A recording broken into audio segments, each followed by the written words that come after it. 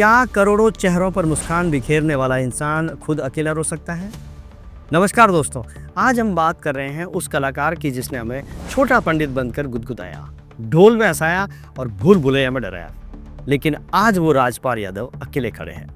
क्या आपने कभी सोचा है कि जिस शख्स के हाथ में कभी अवार्ड की ट्रॉफियां होती थी, आज उसी हाथ में बेबसी की हथकड़ियां होगी? कुछ दिनों पहले राजपाल यादव ने तिहाड़ जेल में सरेंडर कर दिया है।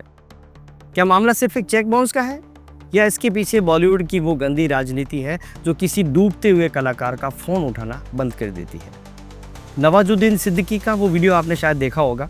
उन्होंने कहा था कि माया नगरी मुंबई की उस बेरहम भीड़ में जहां लोग अपनों को भूल जाते हैं, वहां राजपाल यादव का घर संघर्ष करने वाले कलाकारों के लिए किसी अन्नपूर्णा भंडार से कम नहीं था।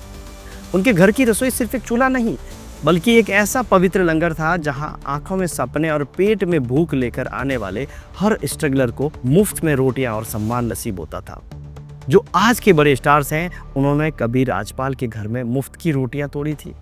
लेकिन आज जब राजपाल ने सरेंडर से ठीक पहले रोते हुए कहा, सर मैं अकेला हूं, कोई दोस्त नहीं बचा, तो वो सारे बड़े स्टार्स कहाँ छिप गए? ये बॉलीवुड का वो चेहरा है जिसे हम ग्लैमर कहते हैं, लेकिन हकीकत में यहाँ उगते सूरज को सलाम किया जाता है और ढलते सितारे को अंधेरे में छोड़ दिया जाता है। इस बर्बादी की शुरुआत किसी अपराध से नहीं, बल्कि एक बड़े सपने से हुई थी। साल 2010 में राजपाल ने तय किया कि वो सिर्फ एक्टिंग नहीं, निर्देशन भी करेंगे। अपनी फिल्म आपता लापता के लिए उन्होंने दिल्ली के एक कारोबारी से 5 करोड़ रुपए का कर्ज लिया था। राजपाल का कहना था कि यह इन्वेस्टमेंट था, लेकिन किस्मत ने साथ नहीं दिया। फिल्म बॉक्स ऑफिस पर बुरी तरह से फ्लॉप हो गई और वो 5 करोड़ रुपए का कर्ज ब्याज और पेनल्टी के साथ बढ़कर 11 करोड़ के करीब पहुंच गया। अदालत में राजपाल ने कई वादे किए, लेकिन वो नाकाम रहे। सबसे बड़ी गलती ये हो गई कि उन्होंने कोर्ट को वो सच नहीं बताया जो कानून जानना चाहता था। जज साहब ने साफ कह दिया, कलाकार होने के नाते स्पेशल ट्रीटमेंट नहीं मिलेगा। अगस्त 2024 में बैंक ने उनकी शाहजहाँपुर वाली जो करोड़ों की पुश्तैनी संपत्ति है उसको सील कर दिया। भूल भुलैया 2 और 3 से उन्होंने पैसे तो कमाए, लेकिन पुराना कर्ज इतना बड़ा पहाड़ बन चुका था कि वो कमाई कम पड़ गई। राजपाल यादव NSD से आए थे। NSD भारतीय सिनेमा की नर्सरी है। नई दिल्ली स्थित NSD दुनिया का प्रतिष्ठित संस्थान है, जहां अभिनय और निर्देशन की गहन ट्रेनिंग दी जाती है।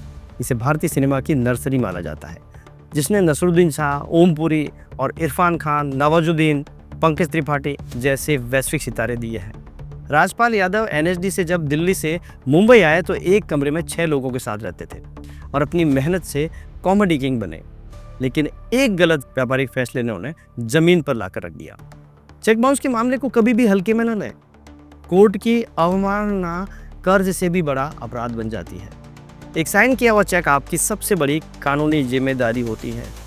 जब राजपाल ने कहा कि वो अकेले हैं तो पूरा देश भावुक हो गया।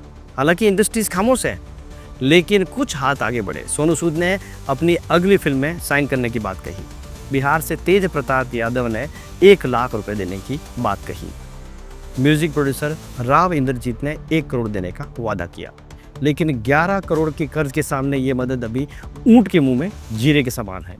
राजपाल यादव को जेल की सजा काटनी होगी, लेकिन सजा काटने से कर्ज खत्म नहीं होगा। उन्हें फिर भी पैसे चुकाने पड़ेंगे। तिहाड़ की सलाखें उनके कैरियर का अंत नहीं, बल्कि एक कड़ा इम्तिहान है।